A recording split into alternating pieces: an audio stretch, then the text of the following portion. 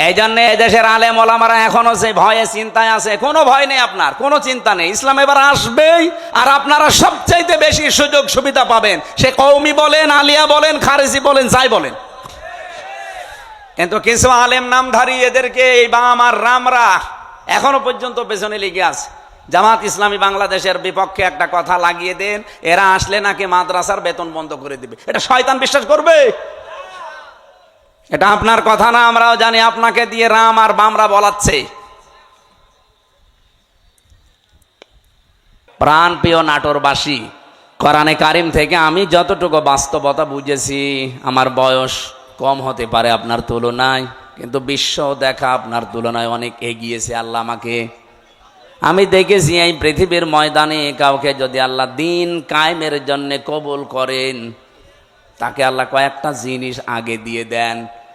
সূরা শুরার 13 নম্বর আয়াতে এটা আপনি পাবেন, শেষের দিকে আছে, আল্লাহু ইয়াজতাবি ইলাইহি মাইয়াশা ওয়া ইয়াহদি ইলাইহি মাইয়ুনিব। রব্বুল আলামিন বলেন, আমি আল্লাহ যাকে এজেতেবা করি, পছন্দ করি, মনোনীত করি, নির্বাচিত করি, যাকে আমার ভালো লাগে, এই মানুষটাকে আমি দুনিয়াতে দিন কায়েমের জন্যে নিয়োজিত করে দেই। ও পৃথিবী একদিকে দিয়ে দেবেন, দিন কায়েমের আন্দোলন ওর কাছে একদিকে আল্লাহ করে দেবে। আল্লাহ বলেন, আমি কেন করি জানো? ওয়া ইয়াহদি ইলাইহি মাইয়ুনিব। যে লোকটা দুনিয়াতে মন থেকে আমি আল্লাহর দিনের দিকে সত্যিকার অর্থে ফিরে আসতে চাই, তাকে আল্লাহ এইভাবে নির্বাচিত করেন। আপনি আন্দাজে আসতে পারবেন না, আপনার মন আগে দিনের দিকে ফিরে আসা লাগবে ইখলাসের সাথে। সুতরাং এই দেশে যারা দিন কায়েমের জন্য চেষ্টা চালায়, আপনি বিশ্বাস করতে পারেন আল্লাহ আপনাকে সবার ভেতর থেকে বেছে নিয়েছেন, নির্বাচিত করেছেন, পছন্দ করেছেন, মনোনীত করে ফেলেছেন। এর আগের শব্দে আপনি তাকান, যারা মুখস্থ আছে আপনি দেখেন যে বাড়িতে সূরা শুরার 13 নম্বর আয়াতের শেষের আগে আছে, কাবুরা আলাল মুশরিকিনা মা তাদউহুম ইলাই। হে নবী, আপনি যেদিকে মানুষকে ডাকেন যে আসো আমরা সবাই আল্লাহর বিধান কায়েম করি, কারণ আপনাকে শুধু আমি না, পৃথিবীর যত নবী পাঠিয়েছি মাত্র 2 জন নবীকে বাদ দিয়ে প্রতিটা নবীর উপরে আমার আদেশ ছিল, আন আকিমুদ্দিন ওয়ালা তাতাফাররাকু ফি, যে দিন কায়েম করো, আল্লাহর বিধান জমিনে কায়েম করো, এ বিষয়ে কোনো মত পার্থক্য করবা না। আজ যে আলেমরা এই দেশে টাকা খেয়ে দিন কায়েমের বিরুদ্ধে ফতোয়া দেন, আপনি মাজারের বিরুদ্ধে ফতোয়া দেন না, যেখানে প্রকাশ্য শিরক হয়, বেদাত হয়। ইসলাম যারা কায়েম করতে চান তাদের বিরুদ্ধে আপনি লাগেন। হ্যাঁ, তাদের পদ্ধতি ভুল হতে পারে, কিন্তু তারা তো দিন কায়েমের বাইরে মানুষের তৈরি করা আইন কায়েম করতে চায় না। আপনি যদি সাহায্য করতে না পারেন, মুখ বন্ধ করার দরকার ছিল আপনার। আর আপনি আরো মানুষের ভেতর বিভ্রান্ত ছড়ানোর জন্য আলেম নাম নিয়ে জালেমের মতো কাজ করছেন। রব্বুল আলামিন জানিয়েছেন, হে নবী, আপনাকে শুধু না, এর আগে বড় বড় নবীদের নাম আল্লাহ নিয়েছেন। হযরতে ঈসা, মূসা, নূহ, ইব্রাহিম, এত বড় বড় পাওয়ারফুল নবীর নাম নিয়ে বললেন আপনাকেও আদেশ দিলাম, তাদেরকেও দিয়েছিলাম যে দিন কায়েম করেন, আমার বিধান কায়েম করেন জমিনে আগে। আর এই বিষয়ে কোনো মত পার্থক্য, কোনো ফতোয়াবাজি করবেন না। হে নবী, আপনি যেদিকে মানুষকে ডাকতে চান, এই কথা শুনলে সব চাইতে মন খারাপ হবে, খারাপ লাগবে, রাগ করবে ওই মানুষগুলো যারা মুশরিক। বলে আমির হামজা মাটির নিচের ওয়াজ করেন, তো মাটির নিচে আপনি কেমন চলে গেছেন? আপনি তো উপরে আছেন, উপরে থাকতে হলে স্বস্তি, শান্তি, নিরাপত্তা নিয়ে কিভাবে থাকা লাগবে, তো ওইটা এখন তৈরি করা লাগবে না? ঘোষক তো ওইটাই বলছিল যে ওইটা বলেন, কি করে আমরা শান্তি, স্বস্তি, নিরাপত্তা নিয়ে থাকতে পারি। আজকে কষ্টে আমার গণসংযোগ ছিল, পথসভার শেষ কথা বলেছি, এবার যদি ইসলাম এদেশে আসে, আল্লাহর কসম এই কুষ্টিয়ার ময়দান থেকে আগে দূর করা হবে চাঁদাবাজি। এই কুষ্টিয়ার বুকে চাঁদাও থাকবে না, বাজিও থাকবে না। আপনিও এই দেশের নাগরিক, আমিও এই দেশের নাগরিক, আপনাকে চাঁদা দেওয়া লাগবে মানে? আমি কি চাঁদের দেশ থেকে এসেছি? এটা সম্ভব। শুধুমাত্র ইসলামকে আপনি এনে দেন, 5 বছর লাগবে না। বাংলাদেশ থেকে 5 দিনে চাঁদাবাজি ঝাঁটিয়ে বিদায় করা হবে বঙ্গোপসাগর। কোনদিন তার মুখে আপনি চাঁদা এ শব্দও শুনবেন না। কারণ ঔষধ কি দেওয়া লাগে ওটা আমার জানা আছে। এ পৃথিবীতে যত বড় অপরাধ আল্লাহ তত বড় শাস্তি দিয়েছেন। দেখবেন জেনা করে যদি বিবাহিতা যারা, তাদেরকে পাথর মেরে মেরে ফেলা লাগবে। আপনি একটা করে দেখেন, এই নাটোরের পুরুষ যারা, তাদের স্বপ্ন দোষ বন্ধ হয়ে যাবে। জেনা করা, আপনার জিনিসপত্র হয়তো উঠবে না, কারণ দৃশ্য মনে হবে ওরে বাবা, পাথর মেরে জাগায় মেরে ফেলছে। আপনি যেটা দিয়ে জেনা করবেন ওই জিনিস নষ্ট হয়ে যাবে।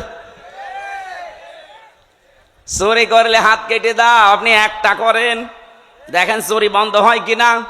কারণ আল্লাহ পাক ভালো করে জানে যে ঔষধ দেওয়া লাগে কোন জায়গায়। যারা ডাকাতি করে, যারা সন্ত্রাসী করে, যারা চাঁদাবাজ, তাদেরকে বিপরীত দিক থেকে অঙ্গ প্রত্যঙ্গ কেটে দেওয়ার নিয়ম সূরা মায়েদায় আছে। একটা কেটে দেন, আপনাদের নাটোরের কেন্দ্রীয় মসজিদের সামনে অথবা জজকোর্টের সামনে নিয়ে, এই নাটোরে আর কিয়ামতের আগে চাঁদাবাজি হবে না। এটা সম্ভব এবং আমরা পারবো ইনশাআল্লাহ, সামনে আসবে। সুতরাং এই আয়াত থেকে আমি যে থিওরিটা পেয়েছি, আল্লাহর বিধান কায়েমের কথা বললে যাদের মন খারাপ হয় তারা যেন বিশ্বাস করে তারা মুশরিক। আপনি হয়তো বলতে পারেন কি আমি নামাজ পড়ে আসলাম। আরে ভাই, আপনি টের পাচ্ছেন না যে কোনো কায়দায় আপনার দ্বারা শিরিক হচ্ছে, প্রকাশ্যে হোক গোপনে হোক। আর যারা শিরিক করে তারা কি বলেন বলেন, এর চাইতে আর স্পষ্ট কি বলা যায়? অবশ্যই আপনার দ্বারা কোনো না কোনো ভাবে শিরিক হচ্ছে, নয়তো আল্লাহ বলতো না যে কাবুরা আলাল মুশরিকিন, যে মুশরিকদের কাছে খারাপ লাগবে। মা তাদউহুম ইলাই, আপনি যেদিকে মানুষকে ডাকছেন এই কথা শুনলে সবচাইতে বেশি খারাপ লাগবে, মন খারাপ হবে, রাগ করবে। এমন কি ওয়াইদা তুতলা আলাইহিম আয়াতুনা বাজ্জিনাতিন তারিফু ফি ওয়ুহিল্লাযিনা কাফারুল মুনকার। এটা সূরা হজের 58 কি সূরা হজের 70-72 নাম্বার আয়াতের ভেতরে আছে। রব্বুল আলামিন বলেন, হে নবী, যখন কোরআনের ব্যাখ্যাগুলো আপনি বিশ্লেষণগুলো তেলাওয়াত করে করে শোনাবেন, তখন দেখবেন যে মানুষগুলো বুঝে ফেলেছে যে কি বলতে চায়। আপনার প্রতি দেখবেন ওরা মাত্র শরবত নিয়ে মিষ্টি নিয়ে আসবে না, ওরা আপনাকে মনে হবে খেয়ে ফেলবে। আমারও তো মনে হচ্ছে আয়াতটা বাংলাদেশে এখন মিলে যাচ্ছে। বলে হুজুর কোরআনের কথা বলবেন, তা আমি কি এটা বাইরের কথা বললাম? কোরআনটা আমি আমার মন মতো গলার সুর দিয়ে আমি যখন তেলাওয়াত করি, আপনার ভালো লাগে। ওটা মাতৃভাষায় বলতে গেলে আপনার কাছে মনে হয় যে নিজের দিকে যাচ্ছে, নিজের দিকে যায়। এই কারণে, কারণ আপনি এই কাজগুলো দুনিয়ায় করেন। অনেক জেলায় যাওয়ার পরে আমার কানে কানে মুখ নিয়ে বলে, হুজুর আমার বিরুদ্ধে বলবেন না। তা আমি আপনার বিরুদ্ধে বলবো? আপনার আমি চিনি। কোথায় আমার বাড়ি কুষ্টিয়ায়, কোথায় আপনার বাড়ি সেই সিলেট, মৌলভীবাজার, সুনামগঞ্জ, সেই দোয়ারা বাজার, যেতেই লাগে 2 দিন। তা আমি আপনাকে জীবনে দেখে নিয়ে চিনি না, আপনার বিরুদ্ধে বলবো কেন? বলছে না, আপনি যা বলেন আমি দেখি আমার বিরুদ্ধে যাই। তার মানে আপনি ওই কাজ করেছে। জেলে যাওয়ার আগে একবার গিয়েছিলাম খুলনা রূপসা থানা। আমি আলোচনা শুরু করব হঠাৎ করে, সেই সময় তো একেবারে রমরমা জালেমদের, উনি ওই এলাকার সভাপতি, ওই ফ্যাসিস্টদের এসে আমারে বলছো, হুজুর মাটির নিচের ওয়াজ করবেন? আমি বললাম না। ওপরের ওয়াজ করবেন? হ্যাঁ। ওপরের ওয়াজ যদি করেন, ওপরে আপনাকে আমি একটা সাবজেক্ট বলে দেই, পারিবারিক জীবন নিয়ে কথা বলবেন। ঠিক আছে, আপনি আমার যেখানেই লাগাবেন আমি ঘুরে ফিরে দিন কায়েমের কথাই বলবো, কারণ এইটাই আসল কাজ। এইটা না হলে জীবনেও এই দেশে বসবাস করার উপযুক্ত পরিবেশ আপনি পাবেন না। বলেন তো, খালি 2 জন নবী বাদ দিয়ে পৃথিবীর কোন নবীর জীবনে আমি পড়ে পাইনি যে তাকে আল্লাহ আদেশ দেয়নি। প্রত্যেকটা নবীকে, খালি দুইজন নবীকে আল্লাহ বলেন না, একটা আদম আলাইহিস সালাম আর একটা সুলাইমান নবী। কারণ আদম নবীর সময় মানুষজন ছিল না, আর সুলাইমান নবী ওনার বাবার কাছ থেকে রাজত্ব পেয়েছিলেন, তো উনি আবার কি কায়েম করবে? বাকি কোন নবীর জীবনী পড়ে আমি পাইনি যে তাদেরকে আল্লাহ নির্দেশ দেয়নি যে আনাকিমুদ্দিন, দিন কায়েম করো। নামাজ পড়া যেমন ফরজ, এমনকি বহু নবীর জীবনে আমি পড়েছি তাদের জীবনে নামাজ ছিল না, তাদের জীবনে রোজা ছিল না, কিন্তু তাদের জীবনে দিন আল্লাহর বিধান কায়েম করা লাগবে এইটা ছিল। আল্লাহর বিধান আরো আছে যেগুলো, ওইগুলো। আমার ভাইরা, এখান থেকে আপনার জন্য আমার যেটা বক্তব্য, যদি আপনার মন খারাপ লাগে তাহলে আপনি বুঝে নেবেন যে আপনার দ্বারা যেহেতু শিরিক হচ্ছে আর আপনি মুশরিক, মুশরিকের কোনো ইবাদত কবুল হওয়ার সম্ভাবনা আছে। এতটুকু বললেন। কি আছে আপনি জানেন কোরআনে কারিমে এত কঠিন কথা মুশরিকদের বিরুদ্ধে? অকদিমনা ইলা মা আমিলু মিন আমালিন ফাজআলনাহু হাবাআম মানসুরা। কিয়ামতের দিন মুশরিকদের আমল নামাটা আল্লাহ এভাবে দেখবে, যেই দেখবে শিরিকের, ওটা ধুলি কণার মতো মুখের উপরে নিক্ষেপ করবে। আজ তো শুনতে খারাপ লাগছে, কিয়ামতে কোটি কোটি মানুষের সামনে যখন নিজের কাজ কারবার ধোলার মতো নিক্ষেপ হবে তখন টের পাবেন। সব চাইতে বড় আশ্চর্য কথা কোরআনে মুশরিকদের বিরুদ্ধে, ইন্নাহু মাই ইউশরিক বিল্লাহ ফাকাদ হারামাল্লাহু আলাইহিল জান্নাহ ওয়া মাআওয়াহুন নার। রব্বুল আলামিন বলেন, আমি আল্লাহ নিজে হারাম করে দিয়েছি জান্নাতটা মুশরিকদের জন্য। অথচ বাংলাদেশে বহু মানুষ যে শিরিক করে ও জানেও না। এই জন্যই তো তাফসীর মাহফিলের আয়োজন করেছে। আমরা জেনে হোক না জেনে হোক শিরিক করে যদি মুশরিকি হয়ে যায়, তা কিসের ঈদগায় মাহফিল দিয়েছেন, কিসের মসজিদ বানাচ্ছেন? আশা করছে আপনার আজকে বিবেক খুলবে। আরে ভাই, আপনি আমল না করেন, ইমানটা নিয়েও যদি যেতে পারেন তাও তো জাহান্নামে যাওয়া লাগবে না। আর ইমানও আপনি এনেছেন, শিরিকও করছেন, আপনি জান্নাত আপনার জন্য হারাম। এতটুকু আল্লাহ যদি শেষ করে দিতেন আমি আয়াত বলতাম না, ও মাওয়াহুন নার, আল্লাহ তার আশ্রয়স্থল বানাবে জাহান্নাম। আমার তো আয়াত পড়ার পরেই বাংলাদেশের দিকে তাকিয়ে ভয় হয়, এদেশের বহু মানুষ অলরেডি শিরিক করে জাহান্নামী হয়ে গেছে। নাটোরবাসী বড় ভালোবাসি আপনাদের পাশের জেলা, খুব ভালো করে খেয়াল করে দেখেন শিরিক জীবনে হচ্ছে কিনা। বলতে পারেন যে না, আমার জীবনে শিরিক নেই। কে বলেছে আপনাকে? শিরিকের এক কথায় জবাব হচ্ছে, আল্লাহ যেটা পারে ওইটা অন্য কেউ পারে, এই কথা বিশ্বাস করার নাম শিরিক। বলেন এবার আপনার জীবনে আছে কিনা? আল্লাহ যেটা পারে পৃথিবীর অন্য কেউ এটা পারে, এই বিশ্বাস করার নাম, বলেন বলেন। আপনি দেখেন তো আপনার ভেতরে আছে কিনা? সন্তান দিতে পারে কে? পৃথিবীর অন্য কারো ক্ষমতা আছে? সে মরা পীর হোক আর জীবিত পীর হোক। এমনকি কত মানুষ দেখি জেনে কি না জেনে করে আমি জানি না, আমার এসে বলো হুজুর আপেল পড়িয়ে দেন। কেন?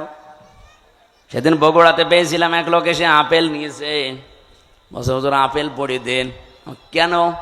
বলছে আমার বারবার 4টা মেয়ে হয়েছে, আমি খুব আশা করে আসি এবার যেন ছেলে হয়। আপনি এমন আপেল পড়বেন যেন এবার ছেলে হয়। আপেল পড়িছিলাম, সূরা ফাতিহা দিয়ে ফু দিয়ে ফেলে দিলাম। আপেল কই? ফেলে দিস। ফেলে দিলেন মানে?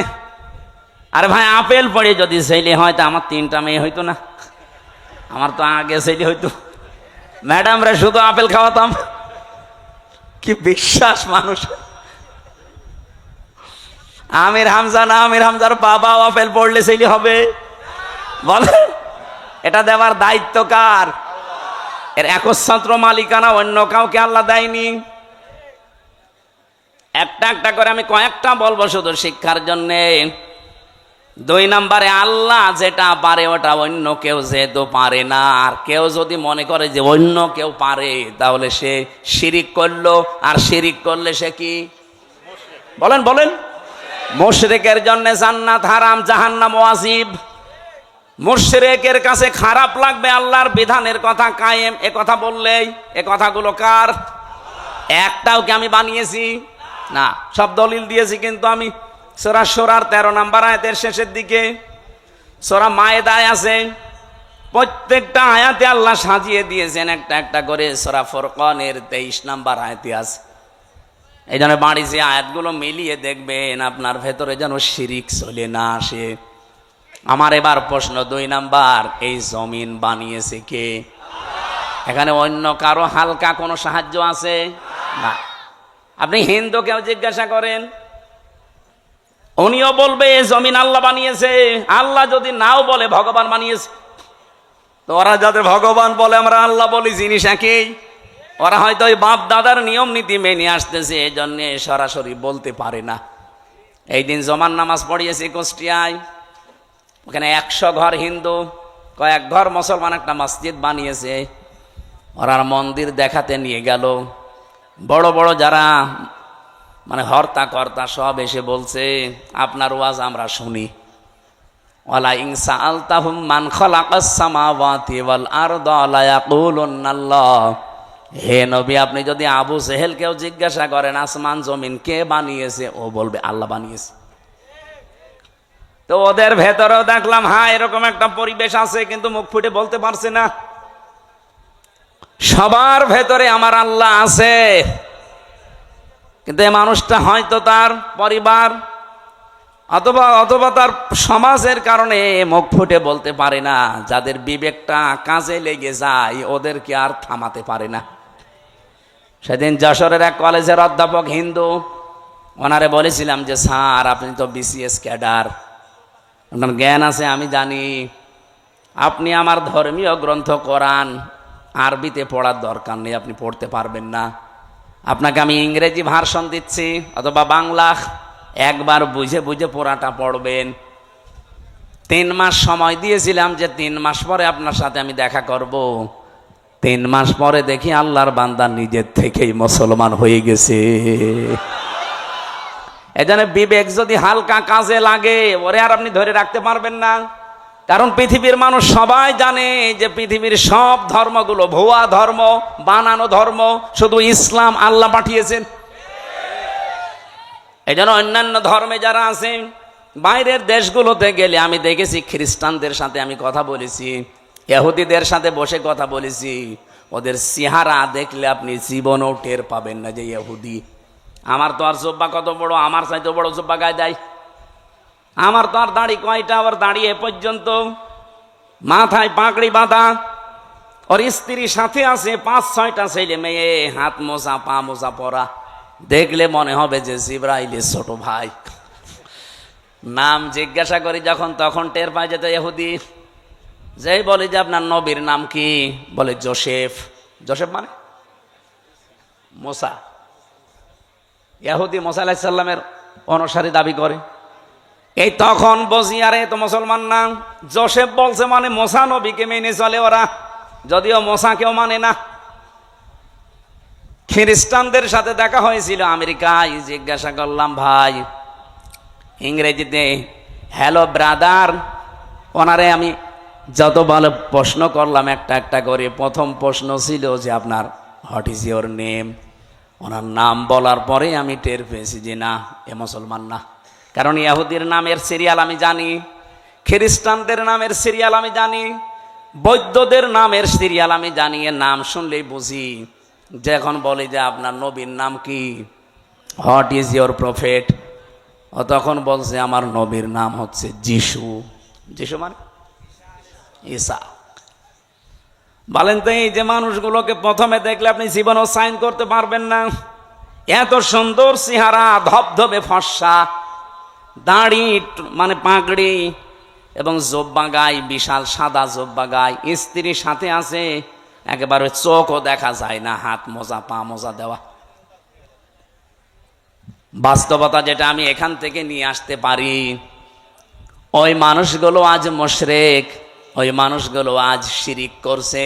শুধুমাত্র যদি বিবেকটা একটু কাজে লাগাতো এই পৃথিবীর কোনো ধর্মে মানুষ থাকা সম্ভব না ইসলাম ছাড়া।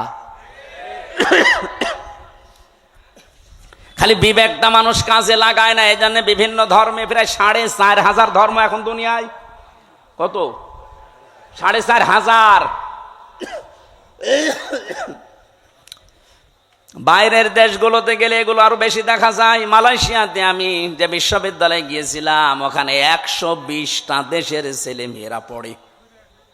আপনি চিন্তা করতে পারেন, 120টা দেশের মানুষ ওখানে পড়ে, তাহলে এক একজনের ভাষা এক একটা। 120টা ভাষায় তারা কথা বলে আলাদা আলাদা, কিন্তু নিজেরা যখন কথা বলে আমাদের সাথে তখন ইংরেজিতে বলে। আমি মালয়েশিয়া ইন্টারন্যাশনাল ইসলামিক ইউনিভার্সিটি, এটা আমাদের কুষ্টিয়া ভার্সিটির চাইতেও প্রায় অন্তত 15-20 ডবল বড় হবে, এত বড় বিশাল এরিয়া। বাসে করে গাড়িতে করে যাওয়া লাগে এক ক্লাস থেকে আর এক ক্লাসে। আমি যাদের সাথে ঘুরছিলাম থাইল্যান্ডে বাড়ি কয়েকজনের, রাস্তায় ঘুরছি রাত তখন প্রায় বাজে রাত 2টা।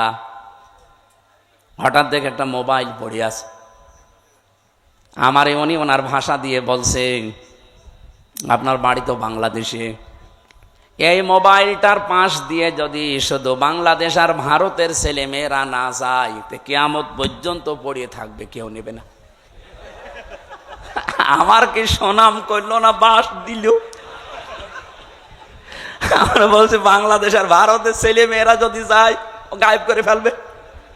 পৃথিবীর এখানে প্রায় 120টা দেশের ছেলে মেয়েরা আছে, কেউ এর পাশ দিয়ে গেলে ঘুরিয়েও তাকাবেন না যে লোকের জিনিস আমি কেন নেব। কিন্তু আপনারা যে এমন মানুষ। আমি ওনারে পরে হাসির ছলে বললাম যে ভাই, আপনি কি আমার সুনাম করলেন না বাস দিলেন?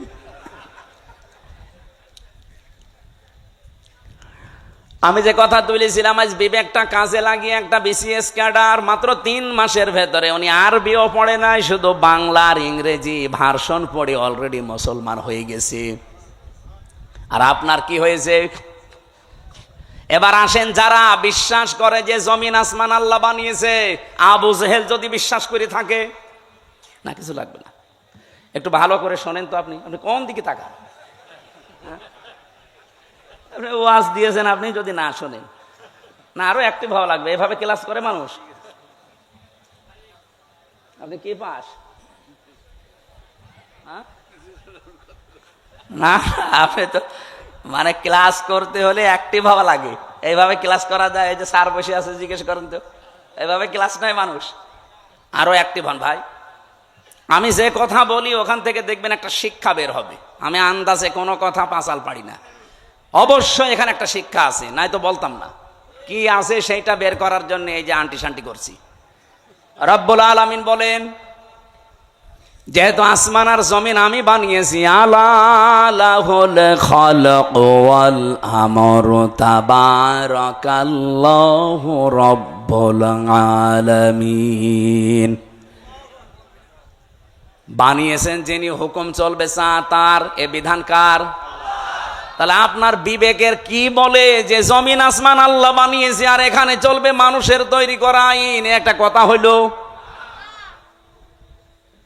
তাহলে আল্লাহ যেটা পারে ওইটা অন্য কেউ, তাহলে জমিন আল্লাহর বিধান চলবে, আল্লাহর এখানে অন্য কারো বিধান চলতে পারে না। যদি অন্য কারো আইন, অন্য কারো বিধান আপনি চালাতে চান, আপনি অবশ্যই শিরিক করছেন। আর শিরিক করলে লোকটা কি? এইরকম মুশরিকের কাছে আল্লাহর বিধানের কথা বললে মন পাওয়া যাবে? তার কি হবে? রাগ হবে, গা জ্বলবে, মারতে আসবে। তাহলে বাংলাদেশে এবার বলেন তো, 92% মুসলমান আমরা না 92% মুশরিক? আমাদের রাগ হয় কেন? দোষ তো আপনার না, আপনি শিরিক করে ফেলছেন। জমিন আল্লাহর, আপনি নিজে বলছেন এখানে আইন চলবে আল্লাহর, অথচ আপনি এমন এক দল করেন যে দল আল্লাহর আইন বিশ্বাস করে না। তাহলে আপনার শিরিক হচ্ছে না? আর এই কথাটা আমি একটু বাংলা ইংরেজি আরবি মিলে বলতে গেলে আপনার রাগ হয় না? এরপরও আমি জানি কিছু মানুষের মন ফিরবে না, কারণ ওদের আবু জেহেলের মতো খতম করে দেওয়া। খাতামাল্লাহু আলা কুলুবিহিম ওয়া আলা সামিইহিম ওয়া আলা আবসারিহিম গিশাওয়া ওয়া লাহুম আযাবুন আযীম। হে নবী, আমি ওদের অন্তরের উপরে মোহর লাগিয়ে দিয়েছি, আপনি যতই সুন্দর করে বলেন, নবীজি আবু জেহেলের কাছে 350 বারের উপরে দাওয়াত নিয়ে গেছে, এরপরও লোকটার মন তৈরি হয়নি। আমার মনে হয় 350 বার না, আমি তো আপনার কাছে এই 11.5 বছর তো আমি ময়দানে, 3 বছর নয় জেলে ছিলাম, বাকি সময় তো বহুবার আপনি আমার আলোচনা, আলেমদের আলোচনা শুনেছেন, এরপরও আপনার পরিবর্তন হয় না। আলেমরা কি কোনো দিন বলেছে এই জমিনে আমরা আমার বাবার আইন তৈরি করতে চাই? সবারই এক কথা, সামারাইজ করে দেখবেন, সবাই বলতে চায় এই জমিনে আমরা আল্লাহর আইন চাই। এইটা শুনলে যদি কারো রাগ হয়, সে যেন বিশ্বাস করে তার দ্বারা কোনো না কোনো ভাবে শিরিক হচ্ছে, আর শিরিক হলে সে লোকটা মুশরিক, এই জন্য তার গা জ্বলে। এবার কার খারাপ লাগবে এবার আপনি নিজে মিলিয়ে নেন, আপনি কি আসলে মুসলমান না মুশরিক? দরুদ আর সালাম পাঠ করার মাধ্যমে আমরা তেলাওয়াতকৃত আয়াত, যেটা আমি ছোট্ট ছোট্ট 2টা আয়াত পড়েছি, 6666টি আয়াত, এটা প্রসিদ্ধ, আর বিশুদ্ধ হচ্ছে 6236টা আয়াত। এর ভেতরে মাত্র 2টা আয়াত পড়েছি, আমি আগে পরও পড়তে পারতাম। এই 2টা আয়াত থেকে কিছু কথা তাফসির আকারে শোনাতে চান। আপনারা তাফসির মাহফিল লিখেছেন, অথচ এখন চলছে নবীজির জন্মের মাস, সিরাত লিখে দিলে আমরা ওইভাবে সাজাতাম। যেহেতু তাফসির লিখেছেন, আমরা তাফসির আকারে কথা বলবো, শুনবেন তো নাকি? লাগবে না। আমি আগে একটু তেলাওয়াত করে তাফসিরের যে মূল নীতি আছে 15টা একটা একটা করে বলবো, এরপরে আমরা ভেতরে যাব। আউযু বিল্লাহি মিনাশ শাইতানির রাজিম।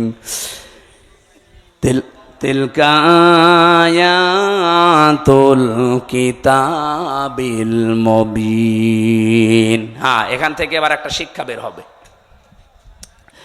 রব্বুল আলামিন বলেন তিলকা, এই আয়াতুন, এটা বহু বচন, এই আয়াতগুলো যেগুলো এখন আপনাদের সামনে আমি বলবো, এই আয়াতগুলো হচ্ছে আল কিতাব, কিতাবের আগে আলিফ লাম আছে, এরপরে আছে মুবিন। আল্লাহ পাক বলেন এটা স্পষ্ট কিতাবের আয়াত। আমার প্রশ্ন হচ্ছে, কোরআন কি স্পষ্ট না অস্পষ্ট? না না, আপনার বলা ঠিক হয়নি। আপনি তো স্পষ্ট না কোরআন আপনার কাছে, এনামুল ভাই বললে বলতাম। আপনার এখন যদি আমি পেটে বোম মারি, তিলকা মানে কি বলতে পারবেন? আপনার কাছে স্পষ্ট হয় কি করে? তার মানে আমি ওই মানের লোক চাচ্ছিলাম। এখান থেকে ডানে বামে এই আলেমগুলো যদি বলতো স্পষ্ট, আমি কম প্রশ্ন করতাম না। যারা সবাই একবারে বললেন আমার কাছেও কোরআন স্পষ্ট না, আপনি মিথ্যা বলেছেন। কিতাব যদি আপনি স্পষ্ট করতে চান, কিতাবের কাছে আসা লাগবে। কথা বলেন না কেন? আপনি এই যে বয়সে আছেন, এই বয়সে এখন মাদ্রাসায় ভর্তি হয়ে সময় দিতে পারবেন? কি কথা বললেন না? আপনার বয়স এখন 55 বছর, আপনি এখন মাদ্রাসায় ভর্তি হয়ে সময় দিতে পারবেন? ওই 8 বছর 9 বছরে ভর্তি হয়ে যেভাবে পড়ছে, পারবেন না।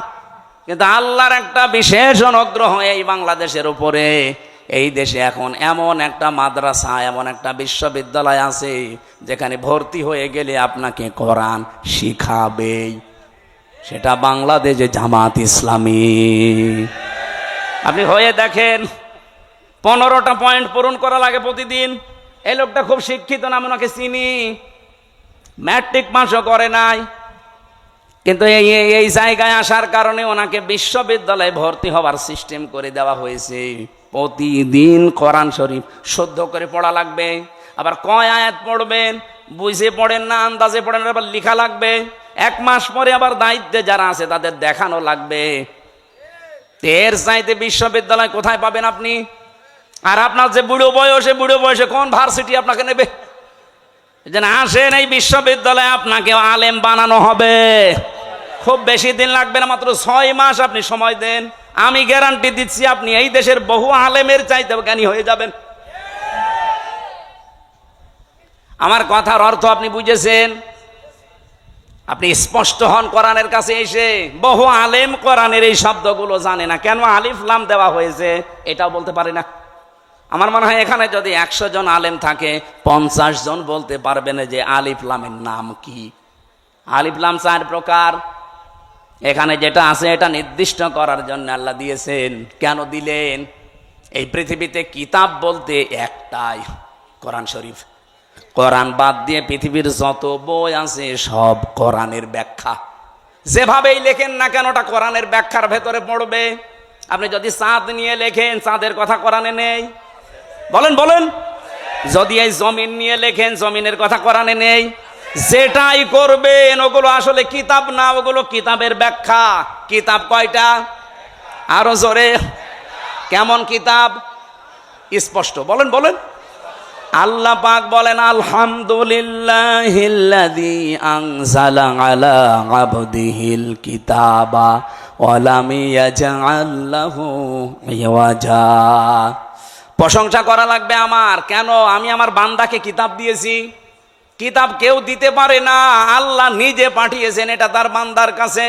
এমন কিতাব দিলেন, ওয়া লাম ইয়াজআল লাহু ইওয়াজা, যে কোরআনের ভেতরে, কিতাবের ভেতরে কোনো বক্ষতা নেই, যেখানে কোনো গোপন কথা আপনি পাবেন না। কোরআনে যা আছে সব স্পষ্ট কথা, সব ওপেন কথা। কোনো গোপন কথা আছে? আরো জোরে বলেন। এই জন্য কোরআনের নিয়মই এইটা। এর কাছে যদি কেউ বুঝে শুনে আসে, সে আর জীবনেও গোপন থাকে না, সে ওপেন হতে চায়। আর আমরা এমন কিতাবের আলেম, এত স্পষ্ট চলছে দুনিয়া এখন, এত সহজ হয়ে গেছে, এরপরেও বলে হুজুর আমি গোপনে আছি। কে কিতাব পড়ে আলেম হয়েছে যে এতদিনে গোপন থাকা লাগবে? হযরত ওমর যেদিন শুধু কোরআন পড়েছিলেন সূরা তাহা, সঙ্গে সঙ্গে তিনি ওপেন হয়ে গেছেন। আর আমরা এমন হুজুর সারা জীবন তো গোপনে আছি, এখন একটা সুযোগ এসেছে তাও বলছে গোপনে আছি। ও মনে হয় কিয়ামতেও গোপনে থাকবে। আরে ভাই, আপনার কাছে কি মনে হয় এই যে সুযোগটা আল্লাহ তৈরি করে দিয়েছে, দলে দলে মানুষ পালে পালে। আমি তো সারা বাংলাদেশের 630টা থানা ঘুরছি, সারা দেশ আমার এই হাতের ভেতরে। আমি তো দেখতে পাচ্ছি অবস্থা কি। জোয়ার যা উঠেছে, আমার বিশ্বাস ইসলাম এবার সংসদে যাবে। আপনি যতই ষড়যন্ত্র করেন জীবনও ঠেকাতে পারবেন না। বিভিন্ন ষড়যন্ত্রের কথা আসবে, কিন্তু এগুলো মোকাবেলা করার জন্য আমরা দায়িত্ব দিয়েছি একজনকে। কে? আল্লাহুম্মা ইন্না নাজআলুকা ফি নুহুরিহিম ওয়া নাউযু বিকা মিন শুরুরিহিম। আমার জেলখানার 3 বছরের তাহাজ্জুদের নামাজের দোয়া ছিল এটা। আল্লাহ, ইসলামের বিরুদ্ধে, আমার বিরুদ্ধে এই দেশে যারা ষড়যন্ত্রে মেতে আছে, আমি তো পারলাম না, তোমাকে দায়িত্ব দিলাম এদের ষড়যন্ত্রের বিরুদ্ধে, তুমিই যথেষ্ট। আল্লাহ পারবে না ইনশাল্লাহ? উনি যে পারবে তার প্রমাণ জাহাঙ্গীরনগর, যেখানে টয়লেটের ভেতরে নামাজ পড়া লাগতো ইশারায়, সেখানে আজ আল্লাহু আকবার ধ্বনি উঠতেছে। সুবহানাল্লাহ বলতে পারেন না? সংসদেও ইনশাল্লাহ আল্লাহু আকবারের ধ্বনি এবার যাবে। এখনো যারা আলেম, যারা ইমাম, যারা খতিব, এরা যদি বলে যদি আমি ইসলামের পক্ষে কাজ করি আর ইসলাম যদি এবার না যায়, তাহলে আমার ইমামতি থাকবে তো? আরে ভাই, আপনি ইমামতি নিয়ে আসেন, ইমামতি থাকবে না মানে? শুধু ইমামতি থাকবে না, ওই কমিটির উপরে আর নির্ভরও করা লাগবে না। ইসলাম গেলে আপনার বেতন দেওয়া হবে রাষ্ট্র থেকে। পশ্চিমবঙ্গে আমি বেশি থাকতাম আগে, কারণ এই সমস্ত জায়গায় তো আল্লাহর ওলিরা আসতে দিত না। তখন ওই জায়গায় থাকতাম পশ্চিমবঙ্গে। পুরা এলাকা আমি এই বাংলাদেশের মতো চষেছি, ওই পশ্চিমবঙ্গ পুরাটা মমতা ব্যানার্জির। ওই দেশের ইমামদের সাথে, খতিবদের সাথে মিলে দেখলাম ওরা একটা হিন্দু দেশ, অথচ ওখানে ইমাম, মুয়াজ্জিন, খাদেম আর খতিব 4 জনের বেতন দেওয়া হয় রাষ্ট্র থেকে। মমতা ব্যানার্জি একটা হিন্দু মহিলা, সে যদি বেতন দিতে পারে ইমামদের, খতিবদের, মুয়াজ্জিনদের, আর আমরা ইসলাম নিয়ে গেলে ইমাম, মুয়াজ্জিন, খাদেম, মাদ্রাসা, মসজিদ, আলেম ওলামার বেতন রাষ্ট্র থেকে দিতে পারবো না? শুধু যে টাকা পাচার হয়েছে ওইটা নিয়ে আসতে পারলে তো কিয়ামত পর্যন্ত বেতন দেওয়া যাবে। আপনি জানেন কত টাকা পাচার হয়েছে? এক দরবেশ 36,000 কোটি টাকা পাচার করেছে। 36,000 কোটি। আমার মনে হয় আমার মতো হামজারে কিয়ামত পর্যন্ত গুনতে দিলে আমি গণিত শেষ করতে পারবো না। একজন দরবেশই যদি এই করে, তাহলে যারা ধরবেশ ওরা যে কি করেছে। সেদিন মনে হয় সিঙ্গাপুরে ছিলাম, যে হোটেলে উঠেছিলাম না, মালয়েশিয়া, 118 তলা হোটেল। আমি আর এক হোটেলে, আমি বললাম এত জায়গা এত দূরে আমার রেখে আমার কাছে দিন। ওই হোটেলটাও 75 তলা। 75 তলার উপরে উঠে আমি জানালা খুলে দিয়েছি, আমার মনে হচ্ছে যে একটা জান্নাতের মতো বাতাস আসতেছে। ওখান থেকে বললাম একটু নিচে যেয়ে দেখি তো খাবার পাওয়া যায় কিনা। নিচে যেয়ে নামলাম, নেমে দেখি দুইজন বসে বসে রাত 2টা বাজে চা খাচ্ছে। আমি চেহারা দেখে বুঝে ফেলেছি। আমি যে সালাম দিলাম আসসালামু আলাইকুম, ও তো বলবে যে ওয়ালাইকুম আসসালাম না, বলছো হুজুর আমরা আগে পালিয়েছি। একটা সালামের জবাব হইল, আমি দিলাম আপনার সালাম আর আপনি বলছেন আমরা আগেই পালিয়েছি। কি বলেন আপনি? না, ওই 4 তারিখে দেখলাম যে ভালো না, চলে এসেছি। তাই আপনি এই হোটেলে আছেন, অথচ আপনার তো শুনেছি যে 620টা বাড়ি। কত? 620টা বাড়ি ওর। না না, ওই যে ভূমি মন্ত্রী ছিল যেটা সাইফুদ্দিন জাবেদ নাকি না, ওর সাথে আর এক শয়তানও আছে। বলছো হুজুর আমার সাহেব পাড়া আছে মালয়েশিয়ায়, আমার কানাডাতে বাড়ি আছে বেগমপাড়া, লন্ডনে আছে, এই যে এখানেও আছে পাশের রাষ্ট্র সিঙ্গাপুরে, কিন্তু আমি যেতে পারি না। এই দেশে 20 লাখ বাঙালি থাকে, আমি যদি বাইরে যাই আমার ভত্তা বানিয়ে ফেলবে।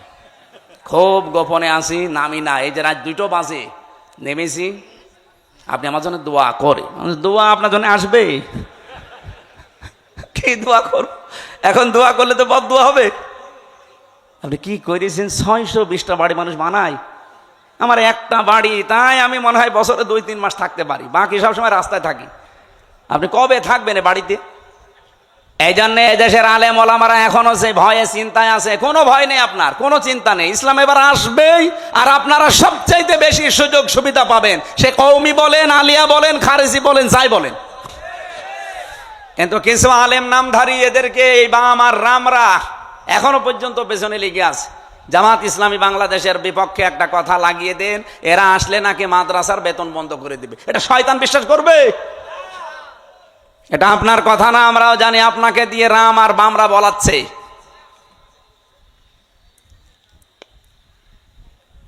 আমার ভাইরা, এখানে কিতাব যেহেতু স্পষ্ট, আমরা স্পষ্ট কথা এবার বলবো। এটা যদি কেউ রাজনীতির গন্ধ খুঁজে মনে করেন এটাও আমাদের মতো ধান্দাবাজি, এক চোর আর একজনকেও চোর মনে করে। কি কথা বলেন না কেন? আমি তো কোরআনের আয়াত দিয়ে স্পষ্ট কথাই বলবো এবার, কিন্তু আপনার ভেতরে দোষ আছে। আপনি মনে করবেন আমিও মনে হয় আপনার মতো ধান্দাবাজ। না, আপনার মতো ধান্দাবাজ বাংলাদেশ জামাত ইসলামীতে নেই। কারণ এই দেশে জামাত ইসলামী একমাত্র দল যারা গ্যারান্টি দিয়েছে যদি এই দেশে রাষ্ট্র ক্ষমতায় তারা যেতে পারে, 1 টাকার মালিক তারা হবে না। আমিরে জামাত ঘোষণা দেয়নি যে এই দেশ থেকে যদি কেউ এমপি হয়, মন্ত্রী হয় জামাত ইসলামী থেকে, 5 বছরে তাদের 1 টাকা বাড়বে না। অন্য কোন দলের লোক এই ঘোষণা দিক, ওই দল থেকে এমপি দাঁড়াবে না। কি কথা বলেন না কেন? আমার নিজের আসনে একজন আছে, উনি ঘোষণা দিয়েছে এই সিট রক্ষা করার জন্য আমি দরকার হয় 50 কোটি টাকা খরচ করব। আপনার কি লাভ? আমার 1 টাকা খরচও নেই, তোলার ধান্দাও নেই। আর আপনি 50 কোটি টাকা যদি খরচ করেন, আল্লাহর কসম আপনি 100 কোটি টাকা মারবেন। এরকম মারিং কাটিং যারা, তাদের মতো আমরা হব এবার? বলেন বলেন। ওরা তো আমাদেরকে এইটাই মনে করে, এই জন্য ট্যাগ দেয় যেটা আমরা নাকি ইসলাম নিয়ে আমরা ব্যবসা করি। কে বলিস আপনাকে? আমরা ইসলাম নিয়ে ব্যবসা করি না, আমরা জান্নাতের টিকিট বিক্রি করি না। জান্নাতে যাওয়া যায় কি করি? আমরা রাস্তা দেখাই। আপনি এভাবে দেখান, আপনারটাও মানুষ যাবে। আপনি দেখাতে পারেন না, আপনি শুধু আছেন মারিং কাটিং এর ধান্দায়। বাবা শাহজালাল, কুত্তা বিড়াল সব হালাল, সব হালাল করে নিয়েছে। কুত্তা বিড়াল কি সব হালাল? কিন্তু মানুষের কাছে তো মনে হচ্ছে সব হালাল হয়ে গিয়েছে। আল্লাহ এত শত শত ঘটনা দিয়েছেন কোরআনে, তার ভেতরে একটা ঘটনা আমাদেরকে শোনাচ্ছেন আশার সঞ্চার করার জন্যে। দেখেন তো আপনারা আশা জাগে কিনা। নাতলু আলাইকা মিন নাবাই মূসা ওয়া ফিরআউনা বিল হক। নাতলু মানে আমি তেলাওয়াত করছি। কে বলেন? বলেন। আল্লাহ বলেন আমি তেলাওয়াত করছি আলাইকা, আপনার কাছে বা আপনার উপরে আমি তেলাওয়াত করছি আপনার নিকটে। মিন নাবাই, ঘটনা থেকে। কার ঘটনা? মূসা ওয়া ফিরআউনা, মূসা এবং ফেরাউনের, বিল হাক্কি, সত্য ঘটনা। তার মানে এখন যেটা বলা হবে এটা মিথ্যা। বলেন বলেন। আল্লাহ বলেন আমি সত্য ঘটনাটাও যেমন তেমন ভাবে না, যথাযথ ভাবে তোমাদেরকে আমি শোনাচ্ছি। হ্যাঁ, এটা শুনলে কি হবে? লিকৌমি ইউমিনুন, যে জাতির ভেতরে আমি আল্লাহর প্রতি বিশ্বাস আছে এই ইমানদারদের জন্য আমি বর্ণনা করছি। কি হয়েছিল শোনো, তোমরা তো ওই সময় ছিলে না। ইন্না ফিরআউনা আলা ফিল আরদি, অবশ্যই ফেরাউন এই জমিনের ভেতরে ছিল একজন স্বৈরাচার, সন্ত্রাসী, সীমা লঙ্ঘনকারী। আমি একটা শব্দ যদি বানিয়ে বলি, যারা এখানে বসেন তাদের জিজ্ঞাসা করেন, আমি আয়াতটা বাংলাদেশের সাথে মিলিয়েছি, বলেন তো আল্লাহ ১৫০০ বছর আগে না হাজার হাজার বছর আগের ঘটনা এটা, এই নাজিলি হয়েছে এই ঘটনাটা ১৫০০ বছর আগে। তিনি বললেন এই পৃথিবীর জমিনে একজন ফেরাউন ছিল, সে ছিল সীমা লঙ্ঘনকারী। কি করেছিল সে? ওয়াজআলা আহলাহা শিয়া, এই জমিনে ওর দেশের মানুষের ভেতরে দলে বিদলে মানুষকে বিভক্ত করে রেখেছিল। আমাদের বাংলাদেশের দিকে তাকান, এই ৫৪ বছরে বহু মানুষ এই দেশে দায়িত্বে এসেছে, তাদের একমাত্র টার্গেট ছিল ইসলাম যেন এক জায়গায় হতে না পারে। এবার একটু এই ৮টা দল ইসলামী এগুলো একটু এক জায়গায় এসেছে, অনেকের মাথা খারাপ হয়ে গেছে। ফেরাউনের অভ্যাস ছিল এই, ওর কর্মসূচি দিয়ে রেখেছিল এরা যেন এক জায়গায় হতে না পারে, এদের দলে বিদলে বিভক্ত করতে করতে ছোট ছোট দল বানিয়ে দাও। এ বাংলাদেশে এমনও দল আছে, উনি সভাপতি, ওনার ছেলে সেক্রেটারি, আর কেউ নেই। কি আমি বানিয়ে বললাম? জেলখানায় আমার সাথে একজনের দেখা হয়েছিল, ওনার নাম আব্দুল মতিন, উনি হচ্ছে আল্লাহর দলের সভাপতি সারা বাংলাদেশের। ওনারে বললাম যে ভাই আপনি তো সভাপতি, সেক্রেটারি কে? বলছে আমার ছেলে। আর লোক বলছে আর কেউ নেই। ওইটাও একটা দল, আল্লাহর দল। এরকম দলে বিদলে বিভক্ত করে রেখেছে। ৭৩টা দল চলছে বাংলাদেশে এখন, শুধু নিবন্ধিত দল ৪৯টা। বাংলাদেশে আরো যেগুলো আছে আমি সেই দিন হিসাব করে দেখলাম ৭৩টার উপরে। তাহলে এই যে ফেরাউন এই কাজ করেছিল হাজার হাজার বছর আগে, আর এই লেডিস ফেরাউনও আমাদেরকে দলে বিদলে বিভক্ত করে রেখেছিল এই কয় বছরে। তাহলে ফেরাউনের সাথে দেশের কাজ মিলছে না। ফেরাউনের কাজ আর একটা ছিল, ইস্তাদঈফু তাইফাতাম মিনহুম ইউযাব্বিহু আবনাহুম ওয়া ইস্তাহয়ী নিসাহুম। ওই ফেরাউন দুর্বল করে রেখেছিল এই দলে দলে বিদলে বিভক্ত করে। ওই দেশে পুরুষদেরকে সে মেরে ফেলতো আর মেয়েদেরকে সে বাঁচিয়ে রাখতো। এর দুইটা অর্থ হতে পারে, হয়তো সন্তান হত্যা করেছিল লাখের উপরে, আপনারা জানেন। পুরুষদেরকে মেরে ফেলার অর্থ কি? এই ফেরাউন লেডিস যেটা বিদায় নিয়েছে এইটাও কিন্তু এই কাজ করেছিল। পুরুষদেরকে সরাসরি হয়তো জবাই করে মেরে ফেলেনি, কিন্তু একটা মানুষ যোগ্যতা সম্পন্ন হওয়ার পরে শুধু দলীয় পরিচয় দেখে তার চাকরি হয়নি, তার মানে তাকেও মেরে ফেলার সামিল। আমি কথা বোঝাতে পারিনি? মাওলানা এনামুল হক যেখানে ওঠার কথা সেই জায়গায় ওনার শুধু দলীয় পরিচয় থাকার কারণে ওই জায়গায় উঠতে দেয়নি, ওনারে বসিয়ে রেখেছে সেই যে নিচের চেয়ারে ওখানে। ওখান থেকে অথচ 15 বছরে ওনার ওঠার কথা 5 সিঁড়ি পার হয়ে। এই যে উঠতে না দেওয়া এটাও মেরে ফেলার সামিল। এই কথা বলেন না কেন? আমার সামনে আমি নিজে মনে করেন আমার রোল নাম্বার 1, 50 নাম্বার স্যার, তারে এনে আপনি বসিয়ে দিয়েছেন চেয়ারে, বলেন তো আমাকে মেরে ফেলা কিনা? ফেরাউন এটা করেছিল ওই জামানায়, আর এই জামানায় ফেরাউন এখন ঠিক এই কায়দায় পুরুষদেরকে অলরেডি শুধু ইসলাম মানার কারণে মেরে ফেলেছে। ঢাকা বিশ্ববিদ্যালয়ে মাদ্রাসার ছাত্র ছাত্রীরা ভর্তি হতে পারবে না, অথচ আমার চাইতে অনেক অগা আছে ভার্সিটি ভর্তি হতে পারবে। ইসলামকে তারা কোন জায়গায় নিয়েছে? ক্লাস 5 এবং 8-এ বৃত্তি পরীক্ষায় আগে 100 মার্ক ছিল, এই জালেমরা এসে ওইটাও তুলে দিয়েছে। এর যে কিছুদিন আগে 2 নবীর নাম নিয়ে যিনি বসে আছেন, ডক্টর মোহাম্মদ ইউনুস, কয় নবী? 2 নবীর নাম। অথচ গানের মাস্টার নিয়োগ দিল, শরীর চর্চার মাস্টার নিয়োগ দিল, 1 থেকে 5 পর্যন্ত একটা আলেম মাওলানা নিয়োগ দিতে পারে নাই। এই কথা বললেন না কেন? এই দাবি নাটোরবাসী করে কিনা যে আমরা প্রত্যেকটি প্রতিষ্ঠানে 1 থেকে 5 পর্যন্ত একজন আলেম মাওলানা টিচার চাই? এই দাবি আছে কার? দেখে লিল্লাহি তাকবীর। দেখেন তো, হাত তোলেনি কে? দেখেন, এটা রেকর্ড হচ্ছে, তোলেন। আপনি কোরআনের পক্ষে আছে এটা আজকে হাত তুলে দেখান। ডক্টর মোহাম্মদ ইউনূসের কাছে যদি নাও যায়, এটা আরো সে চলে গেছে ইনশাআল্লাহ। ইব্রাহিম নবীর পক্ষে একটা ব্যাঙ প্রসাব করেছিল, তাই আল্লাহ তারে কবুল করে নিয়েছে, তার প্রসাবও পাক। আর আপনি আজকে কোরআনের শিক্ষার পক্ষে হাত তুলে কিয়ামতের দিনে এই হাত আপনাকে জান্নাতে নেওয়ার জন্য চেষ্টা চালাবেন ইনশাআল্লাহ।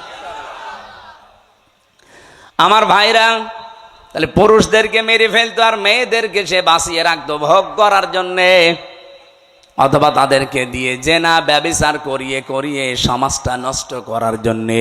ইন্নাহু কানা মিনাল মুফসিদিন। আল্লাহ পাক বলেন নিশ্চয় সে ছিল ফাসাদ সৃষ্টিকারী, সীমা লঙ্ঘনকারী, বিশৃঙ্খলাকারী।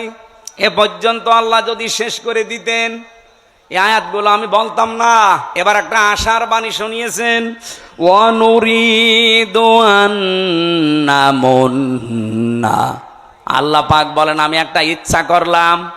এই এদিকে তাকান, ইচ্ছা করছে আমির হামজা কে? আরো জোরে বলেন। আল্লাহ বলেন আমি একটা ইচ্ছা করলাম। কি? আন্না মুন্না, আমি অনুগ্রহ করব, দয়া দেখাবো। আলাল্লাযিনা, তাদের উপরে। আলাল্লাযিনা ইসতুদঈফু ফিল আরদ, এই জমিনের ভেতরে ফেরাউন যাদেরকে দুর্বল করে রেখেছিল, জুলুম, অত্যাচার, নির্যাতনের স্টিম রোলার চালিয়ে যাদেরকেও দুর্বল করে রেখেছিল ওই বনি ইসরাইল মুসা নবীর দলকে, আমি চাইলাম, আমি আল্লাহ ইচ্ছা করলাম তাদেরকে জমিনে একটু কিছু দয়া দেব। কি দয়া দেব? ওয়ানাজআলাহুম আইম্মাতান, আমি চাইলাম যে তাদেরকে জমিনের নেতা বানাবো। আল্লাহ কিন্তু নেতা বানার আরম্ভ করে দিয়েছে। এই কথা বলেন না কেন? এতটুকু না, ওয়ানাজআলাহুমুল ওয়ারিসিন, আমি চাইলাম এই জমিনের উত্তরাধিকারী তাদেরকে বানিয়ে দেব। আমার তো মনে হচ্ছে খাপের খাপ মুমতাজের বাপ মিলে যাচ্ছে। এখন যদি মনে করেন না ওদের সাথে মেলছে, আমাদের সাথে মেলে না, আপনার সাথে মেলবে কি করে? আপনার আদর্শ আছে, আপনার চরিত্র আছে। রাত 9টার পরে তো আপনার পা ঠিক মতো মাটিতে পড়ে না। আপনার চরিত্র কিসের? আপনি লাল পানি খান, আপনি ডাইল খান, আপনি বাবা খান। আল্লাহ কাদের উপরে দয়া করেছে এটা দেখা লাগবে। যাদের উপরে ফেরাউন জুলুম, অত্যাচার, নির্যাতনের স্টিম রালি চালিয়েছিল, আমার তো মনে হচ্ছে 54 বছরে যাদের উপরে মিথ্যা তহমত দিয়ে, উল্টাপাল্টা কথা দিয়ে জাতির কাছ থেকে আলাদা করে রেখেছিল, বিশেষ করে 15.5 বছরে সবচাইতে বেশি জুলুম, অত্যাচার, নির্যাতন যে দলের উপরে করা হয়েছে, ওই দলকে আল্লাহ একটা অনুগ্রহ দিয়ে তাদেরকে জমিনের নেতা বানাবে এবং শাসন ক্ষমতা তুলে দেবে। আপনি বলেন মিলছে কিনা? যদি না মেলে আমি আয়াত পড়বো না। আমার তো কোরআন হাদিস পড়ে দেখতে পাচ্ছি, হ্যাঁ একেবারে 100 ভাগ মিলে যায়। অনুমাক্কিনা লাহুম ফিল আরদ, আল্লাহ বলেন আমি চাইলাম জমিনে আমি তাদেরকে ক্ষমতায় বসাবো। অনুরিয়া ফিরআউনা ও হামানা ও জুনুদাহুমা, আর আমি দেখাবো ফেরাউনকে, হামানকে, হামান মানে মন্ত্রী, ফেরাউনকে আল্লাহ দেখাবে। এখন লেডিস ফেরাউন এখনো বেঁচে আছে, ওকে আল্লাহ দেখাবে। এমনকি ওর মন্ত্রী পরিষদ যারা পালিয়ে আছে তাদেরকেও দেখাবে। ও জুনুদাহুমা, এমনকি তার সৈন্যবাহিনী, তার দলের লোক যারা, তাদেরকেও আল্লাহ নিজে দেখাবে। এখানে ফাইল কর্তা আল্লাহ নিজে। কি করবেন? মিনহুম মা কানু ইয়াহযারুন, যাদেরকে নিয়ে ওরা সবসময় ভয়ে থাকতো, যাদের বিরুদ্ধে মিথ্যা তহমত দিয়ে জাতির কাছ থেকে আলাদা করে রাখতো, আল্লাহ তাদেরকে বসিয়ে ওদেরকে দেখাবে। এ সিদ্ধান্ত কার? আপনার রাগ হয় কোন কারণে? আজ ডাকশো, জাকশো, রাখশো, চাকশো, শাকশো, সব জায়গায় যদি বিজয়েরা হয়, এ সিদ্ধান্ত নিয়েছেন কে? আরো জোরে। আপনার রাগ হয় কোন কারণে? আল্লাহ সিদ্ধান্ত নিয়ে এটা করছে, জমিনের শাসন ক্ষমতা আল্লাহ তাদের দেবে, এ জমিনের উত্তরাধিকারী এবার হবে ইসলাম। আরো জোরে বলেন ঠিক কিনা? এটা দেখতে চান না চর্মচোখে? 54 বছর তো বিভিন্ন জিনিস আমরা আনকমন দেখেছি, এবার একটু দেখি না কেমন কি লাগে। খালি ইসলাম 5 বছর লাগবে না, 2 বছর চলবে। এই বাংলাদেশ মিনি জান্নাত যদি না হয়, আপনাই আমার কাছ থেকে বুঝে নেবেন। খালি 2 বছর চলতে দেন কোরআনটা দিয়ে। 500 আইন আছে এর ভেতরে। 151 জন যদি এবার যেতে পারে না কোরআন বুকে নিয়ে, এদেশ ঠান্ডা করতে কাউকে লাগবে না, 151 জনই যথেষ্ট। এক এক অধিবেশনে একটা একটা করে আইন পাশ হবে, আর বাংলাদেশের মানুষের ভাগ্যের চাকা খুলে যাবে। মালয়েশিয়ার মতো দেশ 2004 সাল থেকে 21 বছরে তারা দাঁড়িয়ে গেছে, আর আমরা 54 বছরে দাঁড়াতে পারি নাই, শুধু এই ডাকাতদের কারণে। 1628 জন মানুষ এখন দায়িত্বে আছে। এই মানুষগুলো হযরতে ওমরের মতো বানিয়ে দেন, আল্লাহর কসম এই দেশটা মিনি জান্নাত হয়ে যাবে। প্রশাসনের উপরে যেই মানুষগুলো এখন দায়িত্বে আছে, এদের উপরে যে বৈষম্য চলছে, ইসলাম আসলে এটা প্রথম দূর করা হবে। এই যে পুলিশের 2,13,000 পুলিশ আছে। আগের জামানার কথা বাদ দিলাম, জালেমদের সময়। এখন প্রায় 2 লাখ পুলিশই অন্তত ভালো, 13,000 একটু খারাপ আছে। এরপরও ওরা যে বাম হাতের ইনকাম করে, শুধু দোষ ওদের না। আমরা কোরআনে কারিমকে এবার যদি সত্যি জায়গা মতো নিয়ে যেতে পারি, সর্বপ্রথম হাত দেওয়া হবে এই দেশের প্রশাসনে। ওদের প্রথম কাজ হবে, ওরা মেনে চলবে ওদের আইজির কমান্ড। বাংলাদেশে কোনো নেতা খেতা কোনো নেত্রীর কথা ওদের শোনা লাগবে না। 2 নম্বরে 8 ঘন্টা ডিউটির পরে যেই কয় ঘন্টা ওরা ডিউটি করে জনগণের জন্য, ওভার টাইম হিসাবে মাস শেষে বেতন দেওয়া লাগবে। 3 নম্বরে এই যে আজ নাটোর নলডাঙ্গা থানা থেকে, এটা কয় কিলো জানি না আমি, কয় কিলো? 4 কিলো। এই 4-8 কিলো পথ ওরা এখানে এসেছে, এখানে থাকবে সারাদিন। মনে করেন সে দুপুরবেলা এসে এগুলো দেখছে, ওদের খাবার দাবার নাস্তা, এরপরে এই যাওয়া আসার যে বিল, এগুলো কিন্তু ওদের নিজেদের পকেটের টাকা। ওই যা বেতন পায় ওখান থেকে কেটে নেয়, ওখান থেকে খরচ করে। অথচ ওর ওপরে ওর মা বাবা স্ত্রী সন্তান সবগুলো ডিপেন্ডেন্ট। কথা বলেন না কেন? তো ও কি করবে? ওই 32,000 টাকা দিয়ে যখন চলে না, তখন ওই মাম হাতের ইনকাম করে, আর তখন ওদের খারাপ বলি। একটা মানুষ খারাপ হয় কেন? ওই রাস্তাটা বন্ধ করে দেন, ও খারাপ হবে না।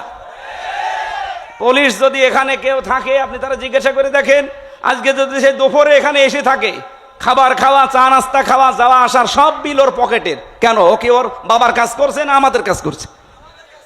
যে সমাজের কাজ যখন করবে, এই বিল সমাজের অথবা সরকারের দেওয়া লাগবে না? এটা দেওয়া হয় না। এরকম প্রত্যেক জায়গায়। আমি যে ওসিকে পড়াতাম কুষ্টিয়ায়, সেই 11 সালে, ওনার বেতন ওই সময় মনে হয় কত 42,000 টাকা ছিল, আমার সঠিক মনে নেই। 42,000 টাকা বেতন, অথচ ওনার বউ আর মেয়ে আর ছেলে 3 জন ঢাকাতে যে ফ্ল্যাট নিয়ে থাকে, 52,000 টাকা বেতন। তো কি ফেরেশতা জিবরাইল দিয়ে যাবে? এই কারণে শেষে একটু এদিক এদিক করে বলতো, হুজুর দোয়া করেন আল্লাহ যেন মাফ করে দেয়।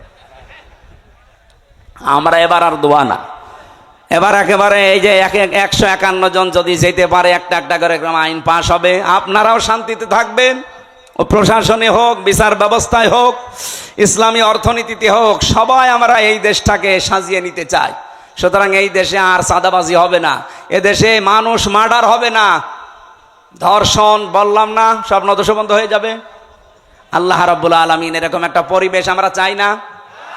মেয়েরা যারা এসেছে তাদের সম্মান দেবেন, কারণ এই পৃথিবীতে আল্লাহ যখন কারো উপরে রাজি হয়, খুশি হয়, তখন তার বাড়িতে একটা মেয়ে পাঠায়। সুতরাং আমার প্রতি আল্লাহ খুশি হয়েছে, আমার বিশ্বাস, কারণ 3টা মেয়ে আল্লাহ আমাকে দিয়েছেন। এই 3টা মেয়ের উপরে যদি আমরা দায়িত্ব পালন করি, 1 নম্বরে তাকে পেয়ে খুশি হওয়া, 2 নম্বরে তার ভালোবাসা আদর করা, তার পেছনে খাওয়া দাওয়া করানো যে খরচ আছে, 3 নম্বরে তাকে দিনের শিক্ষা দেওয়া, 4 নম্বরে সৎ পাত্রে পাত্রস্থ করা। বাকি 3টা আমি আদায় করে অলরেডি ফেলেছি, 4 নম্বরটা বাকি আছে। যদি আমি করতে পারি, নবীর হাদিস যে এই মেয়েটাই আমাকে জান্নাতে পৌঁছিয়ে দেবে ইনশাআল্লাহ। যাদের মেয়ে আছে তারা খুশি না বেজার? খরচ করছেন তো, দিন শিক্ষা দিচ্ছেন, সৎ পাত্র থেকে পাত্রস্থ করবেন, যার বাম হাতের ইনকাম আছে নাকি? আল্লাহ আমাদের তৌফিক দিন। রাত গভীর হয়ে গেছে। মেয়েদের আরো বিস্তারিত বলতে পারতাম, আমার গলা ব্যথা করছে। মেয়েদের এই বইটা লিখেছি আমি। দাম্পত্য জীবনে যে মারামারি, গন্ডগোল, কলহ, খালি ঝগড়া, এটা মেটাতে হয় কি করে, এখানে 120 পৃষ্ঠা আছে। দাম্পত্য জীবনে কলহ এবং তার সমাধান, এটা একটা মেয়েদের জন্য, একটা ছেলেদের জন্য। আর এইটা শুধুমাত্র মেয়েদের জন্য। এই যে আদর্শ নারী, এই স্টেজের পেছনে আছে বা গাড়িতে আছে, যাওয়ার সময় নিয়ে ওনাদেরকে পড়াবেন। আশা করছি পরিবারে শান্তি ফিরে আসবে। আল্লাহুম্মা আমিন। লা ইলাহা ইল্লা আনতা সুবহানাক ইন্নী কুনতু মিনাজ জালিমিন। এই মোনাজাতটা বসে করেন ভাই, মোনাজাতটা বসে করেন। রাত 11:10 বাজে। বসেন বসেন, মোনাজাতটা বসে করেন। রব্বানা আতিনা ফিদ দুনিয়া হাসানা ওয়া ফিল আখিরাতি হাসানা ওয়া কিনা আযাবান নার। রব্বুল আলামিন, সারা জীবন অপরাধ করে জীবনটা নষ্ট করে ফেলেছি। কোরআন কারীম শুনতে এসে বহু আশা নিয়ে আজকে হাত তুললাম। আল্লাহ, কোরআনের দিকে তাকিয়ে যেভাবে চাতক পাখির মতো বসে শুনছিলাম, এই দিকে তাকিয়ে হলো আজকে মাফ করে দাও। পেছনের অপরাধগুলো শুধু মাফ করে দিও না, জায়গাটা নেকি দিয়ে পাল্টিয়ে দাও। এ মাহফিলে যে সদস্যগুলো আছে, এরাই টাকা পয়সা দিয়ে কোরআনের এই বিশাল আয়োজন। রব্বুল আলামিন, এদের টাকা পয়সাগুলো ওসমানের সাথে কবুল করো। রব্বুল আলামিন, এই সন্তানদেরকে যে মা পেটে নিয়েছে, মায়ের পেট তুমি খাদিজাতুল কুবরার মতো বানিয়ে দাও। আয় আল্লাহ তাআলা, এলাকায় মাটির নিচে যত মানুষ ঘুমিয়ে আছে, কবরগুলো জান্নাতুল ফেরদাউস বানিয়ে দাও। 3টা বছর জালেমের জেলখানায় আমি নিজে এখনো অসুস্থ হয়ে আছি, আমার স্বাভাবিক অবস্থায় ফিরিয়ে দাও। আমার কণ্ঠটা